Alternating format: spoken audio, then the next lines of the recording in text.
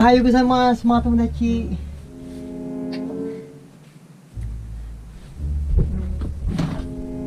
Bali 10 o'clock po ng umaga dito mga tomodachi. Hindi ko lang kung mag-gym ba ako ano, para tinatamad ako eh. What? Nauna na si Kuyang. Pero dahil bawal tamarin, pipilitin ko na lang mga tomodachi.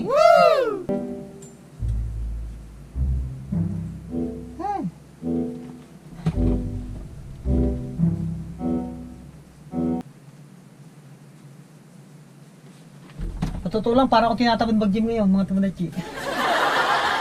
Parang gusto kong matulog na lang. Kaya lang, nauna na si Kuyang eh. Kaya, bale, punta na tayo sa gym. Yes! Kaya samahan niyo po kami mga tomodachi. So, good morning mga tomodachi. Ako nga pala po si Tomodachi at ito ang buhay ko sa Kuship.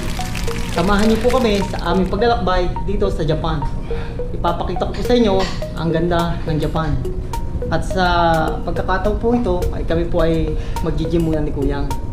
Kaya subaybayan niyo po at samahan niyo dito sa buhay sa cruise ship. Matane, yane. Bali, ito po yung gym po namin mga tomodachi. Bali, ito po yung pangatlong araw na po namin ni Kuyang sa gym po. Bali, kaming dalawa lang po dito ngayon. Kaya ipapakita ko po sa inyo ang loob po ng aming gym mga tomodachi. Yan po. Wow!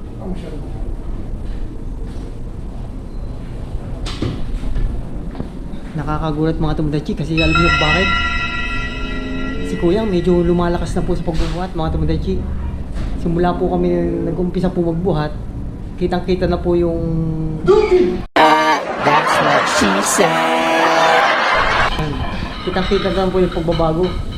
Lumalakas na po siya sa pagbubuhat mga tomodachi. Kaya susubukan ko rin po kung kaya ko na rin po buhatin yung binubuhat ni Kuyang. Kasi hindi naman po ganun kalakas. Siyempre, nagkakaedad na po tayo mga tomodachi. Kasi si Kuyang medyo bata pa po yan. Po, medyo may edad na po. Ahead po ako kay Kuyang, kaya hindi ko alam kung kakayanin ko rin po yan. Itatry po natin mga tomodachi. Samahan niyo po kami ha. O ano na, salang na. Kahit kailangan, power pump. Hindi pwedeng pa ano na lang ang buhat. O yan. Ito po, nangyari po, parang ako pa yung instructor po dito. Kailangan ko pong i-push si Kuyang. Ayan o.